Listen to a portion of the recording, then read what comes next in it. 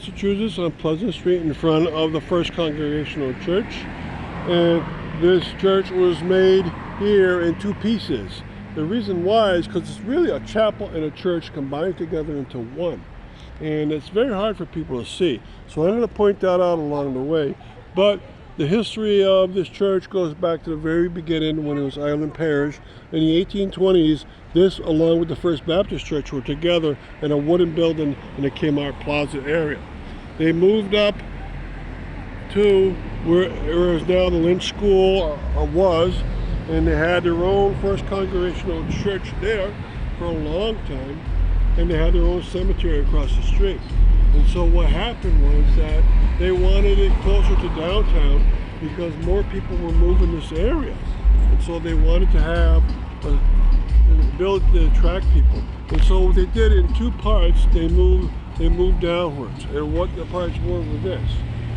And we're going to point to them. The two sections, the one that's gabled toward the front and then has a spire on its left side, that is the chapel. And you can see the very edge of the chapel because the diagonal piece right here comes down. So those two pieces you see in front of you are the chapel. The mass will be said in the main building called the nave, and then the spire with a bell tower was to its side. It wasn't much of a bell tower, but it was filled in since that time also. A nice system. In 1887 that part was built, and it worked. But they wanted to attract even more people, and they succeeded. Remember, this is the First Congregational Church attracting people in the Highlands, which was growing and growing at great speed because of a trolley system bringing more people into the Highlands. In 1893, or 6 years later after the chapel, they built the rest of the church on it. And it was the same design. The rest of the church had the main nave, gabled front like a typical church, had its spire on its left side. So there's two spires here. One belongs to the chapel and the other one belongs to the church. And the dividing line is that strong accent between the right part of the nave and the left part of the middle spire. And you can see the diagonal pieces again coming down. That's where the end of the chapel was.